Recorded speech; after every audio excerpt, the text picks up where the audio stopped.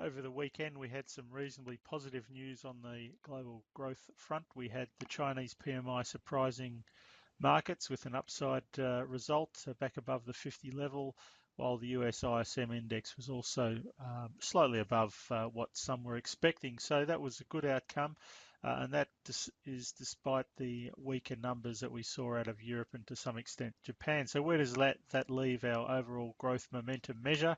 On the chart in front of us, we're looking at the pink line here, which is our measure of G4 growth momentum. And it says nothing about the level of growth. It's just looking for inflection points in the growth rate. And that's come off very low levels. That's on the left-hand scale. A modest improvement in February and then quite a substantial pickup in March. It's still in negative territory, but it's moving in the right direction. And what it typically means is that the annual growth rate in output globally, which is the blue line, which is on the right-hand scale, it often points to us certainly initially at least a stabilization in the growth rate. And once momentum pushes above zero, then you start to get a pickup in growth momentum, in global growth rate. So at this point, it's just a tentative signal that the downside risk has been significantly reduced.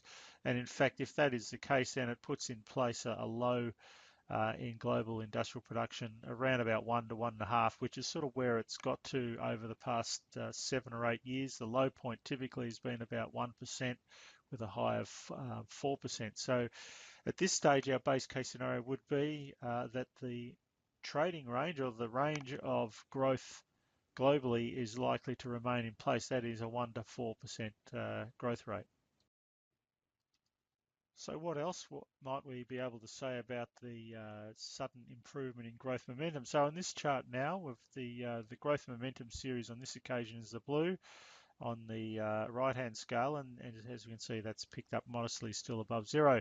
The red line on the chart is the earnings revision ratio globally, and that has been turning down quite sharply, obviously over the last 6 or 8 months. So you might expect now the earnings revision ratio to begin to lift from these levels. Uh, in terms of equity versus bond market performance, I'm just going to have a look at performance of global equities relative to bonds, and that's the red line here. So that's typically followed whatever has happened in growth momentum. So it's also suggesting a positive trend if sustained, of course, in equities versus bonds.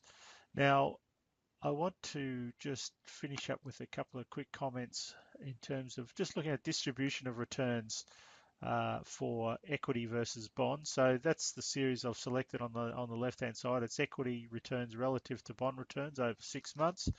And on the right-hand side, I'm going to be looking at different stages, if you like, of the growth momentum cycle. So the current positioning is that we're below zero but rising over a 3-month period. So let's have a look at what that has meant to 3-month returns.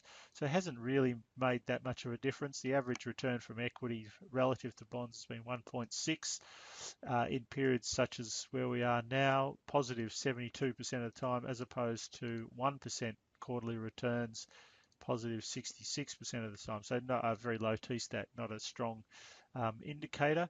If we go to other phases, so typically what would happen from here, if it followed a natural sequence, it would sort of move above zero and be rising. And that has typically been the most powerful phase of the growth momentum cycle.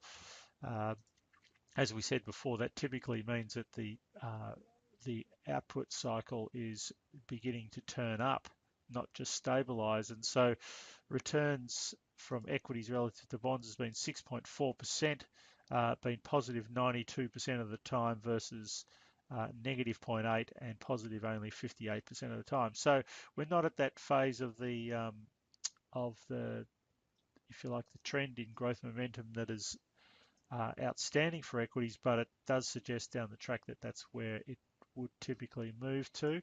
If we move the signal forward, I'm just going to go back to the earlier one, sort of our current positioning.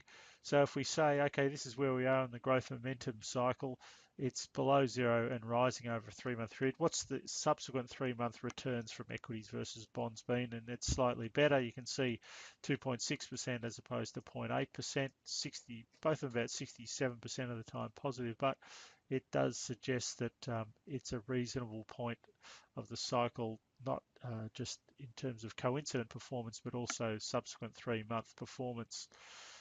We'll leave it there. Thank you.